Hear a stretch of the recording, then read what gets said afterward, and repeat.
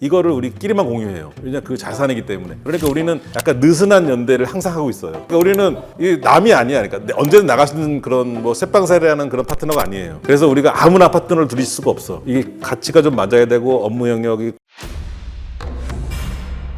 공급 쪽에서도 법인 전환을 할 때 변경이 되나요? 일단 기본적으로 사실 저희 노무 쪽에서 개인 사업자와 법인 사업자가 법률적으로 다르진 않아요. 대부분 근데 오해를 하시더라고요. 법인 전환할 때는 뭐가 되게 달라지는 거 생각하는데 그게 달라지는 게 아니라 승계나 이럴 때 개인에서 법인 전환하는 것도 있지만 그거 말고 노무적으로 이슈가 다른 게 많거든요. 이를테면 자회사 모회사 관계. 자회사를 폐업했는데 모회사가 고용 승계되지 않냐고 해서 노동위원회 간 거예요. 부당해 고다.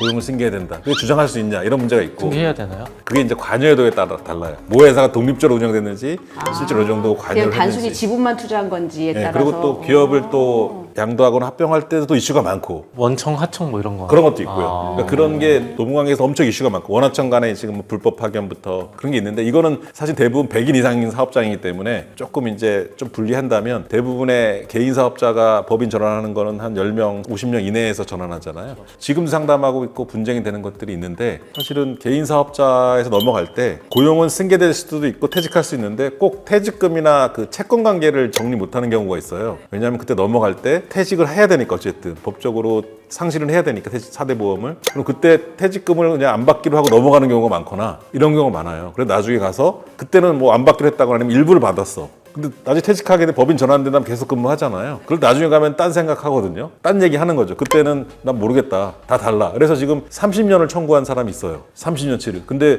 또 재밌는 건 그분이 또 가족 관계인 경우도 있어요. 되게 재밌는 게 원래 가족관계가 더 심해. 예, 그게 있고. 그러니까 아까 말씀드린 대로 이제 법인으로 전환할 때 분명히 이제 고용 관계가 넘어가는 건 둘째치고 그때 꼭 해야 되는 절차가 있어요. 계열사 간에 가는 것도 있거든요. 기업에서 계열사 간 이동할 때도 정확하게 근거를 남겨놔야 돼요. 이를테면 그걸 전적이라 그러는데 전적으로 해서 나는 채권 관계도 다 정리하고 간다든가 아니면 채권이나 그런 고용 관계에 대해서는 다 이관한다, 승계한다 이런 합의서를 명확하게 해둬야 나중에 법률적인 문제에서 자유로운데 그걸 하나를 놓쳐가지고 그냥 좋은 게 좋은 거라고 한 번에 넘어가다 보면 이게 시간이 꽤 걸리는 일이잖아요. 한 10년 이상 근무한 분들이니까 그때는 여러 가지 채권들이 많이 나와요. 퇴직금만이 아니고 연차 수당도 나오고. 그러니까 원래는 이 개인 기업이 종료할 때 종료 시점에 4대 보험도 다 여기서 끝나는 거죠. 형식적인 건 끝나죠. 표면적으로는 다 상실이 되지만 노동관계는 실질적인 걸 따져요. 실질적으로 고용 승계되면서 하는 업무도 똑같고 만약에 하는 직무도 똑같아. 이러는 거는 다 승계됐다고 보는 거죠. 그럼 만약에 이런 것도 되나요? 개인을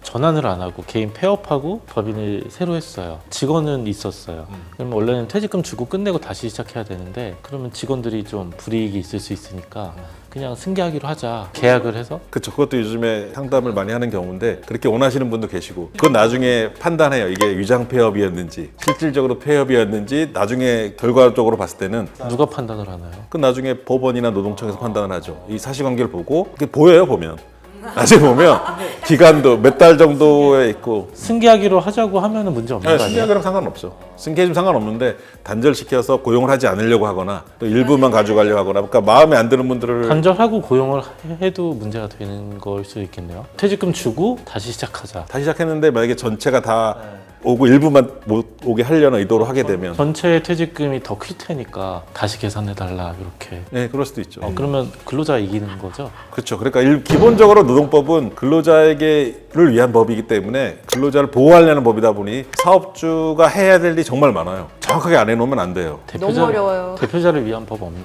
그러니까 그런 거 좀 그러니까 만들어주세요. 그게 대표자를 위한 법이라기보다는 그거에 대해서 서로 구두상 합의됐던 걸 나중에 소위 말해 뒤통수 안 맞거나 서로 딴 얘기 안 나오려면 진짜 노무사에 상담을 받아야 돼요. 왜 사업주가 정확하게 법을 알고 대응하기 어려워요. 왜냐하면 노동법 자체가 근로자를 보호하는 법이다 보니까 그렇다고 사업주를 보호 안 하는 법은 아니에요. 근데 사업주가 할 수 있는 게 정해져 있거든요. 그거를 정확하게 모르다 보니까는 그러니까 뭐 사업자를 위한 법을 찾는다기보다는 근로자를 위한 법을 알고 그렇지 않은 게 있거든요. 근로자를 보호하는 것도 한계가 있어요. 근로자분들이나 이렇게 상담 오면은 아까 뭐 잘 안다 그랬잖아요. 근데 너무 어설프게 하는 게 문제예요. 자기랑 해당 안 되고 이건 우리 업종도 아니고 법적으로 적용 안 되고 5인 미만인데 다 되더라. 이런 거 있었어요. 어설프게 하는 거. 법인으로 전환하는 거 연속 손상이 있는데 개인일 때 한 30년 근무했는데 개인일 때는 3, 4인이었어. 20년 동안.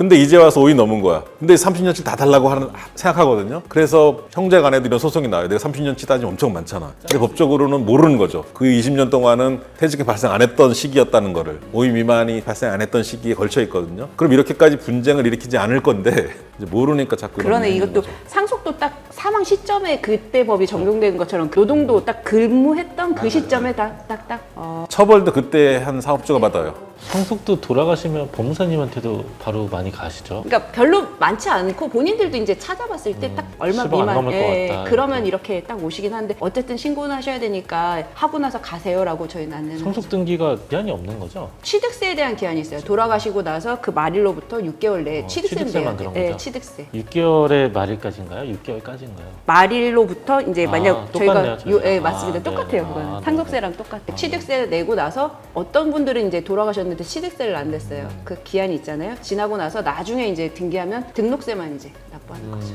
상속세도 간혹 뭐 끝나버려. 10년 전에 돌아가셨는데 등기 안 바뀐 경우 네, 있더라고요. 있어요. 예. 네, 맞아요. 법인은 몇 명 있어야 되나요? 너무 2명만 돼도 법인 할 수 있고. 되게 좋네. 쉽네? 네, 우리 되게 쉬워. 그래서 개업을 많이 하는 거고. 다만 이제 아까 말했지만 저희도 한 노무사 12명 정도 있는 이유가 이제 HR, 자꾸 HR이니까 잘 못 알아듣지. 좀 어려운. 풀어서 얘기해요. 그러니까 회사 인사 제도 설계, 법적인 거 있잖아요. 적법한 거 말고 회사의 어떤 체계라든가 인사 제도를 만드는 거, 효율적이고 합리적인 제도를 만드는 거 할 때는 꼭 필요한 거죠. 왜냐면 여러 명이 해야 돼. 평가 제도를 만들어야 되는데 우리 회사의 KPI, 중요한 업무가 뭔지, 또는 보상제도 할 때 연봉제로 할 건지, 성과급을 할 건지, 직무급을 할 건지. 저희 사무실 같은 경우에 인원이 저희 법무사 다 합쳐서 한 10명 정도밖에 안 되는데 물론 법무사 조직에서는 굉장히 큰 건데 이 조그만 거에서 어떻게 평가를 할 것인가. 그거를 저희가 지금 연구하고 있습니다. 그죠? 30일 미만용의 약간 보급형으로 해서 한 좋아요, 좋아요. 200만 원, 300만 원이면 평가제도를 만들어 주는 거. 궁금한 게 노무법인은 독립재산인가요? 일반적인 노무법인은 출발하고 좀 달라요. 출발하는 시점. 처음에 한 2~3명 시작하잖아요. 그러면 노무사는 개인적으로 독립적으로 하는 일이 앞으로도 많지가 않기 때문에 서로 협업을 할 필요가 있어서 처음에는 공동으로 가는 경우가 좀 있어요. 프로젝트로 그럼 같이 가는 거. 공산제인 거죠. 근데 나중에 가면 항상 분쟁이 생겨. 그냥 어느 순간 되면은 본인이 관리하는 자문사가 많고 본인 영역이 전문화되면 지분이 아니에요? 지분은 큰 의미가 없어요. 근데 이제 공산제냐 독립치산제 이게 다른데 처음에는 공산제로 시작해서 나중에는 독립치산제로 가는 구조예요. 근데 처음부터 독립치산제로 가면 시너지가 없는 거예요. 실제로 이제 일반인들이 볼 때 노무법인 이러면 커 보이잖아요. 실제로 큰 건가요? 아니면 독립재산제로 모여 있는 거? 영역이 나눠져 있는데 아예 독립치산제가 아니라 공동으로 가는 노무법인 있잖아요. 한 1인 기업으로. 그게 많지는 않아요. 그 비중이 근데 알 수가 없잖아요. 알 수가 없죠. 사실 세무법인들은 99%가 다 독립재산이에요. 맞아요. 그래서 크게 커 보일 뿐이지 99%면 좀 그렇고 한 95%? 커 보일 뿐이지 다 세무사 자기의 거래처거든요. 저희가 처음에 2명이 같이 시작해서 독립치산제로 해서 파트너도 한두 명 들어오고 채용된 노무사들이 있고 한데 우리는 계속 독립치산제라고 해도 달라요. 왜냐하면 우리가 프로젝트를 같이 할 수밖에 없어요. 독립이지만 개인이 기장만 계속하면서 그냥 독립이죠 말 그대로. 언제 나갈 수 있는. 근데 우리는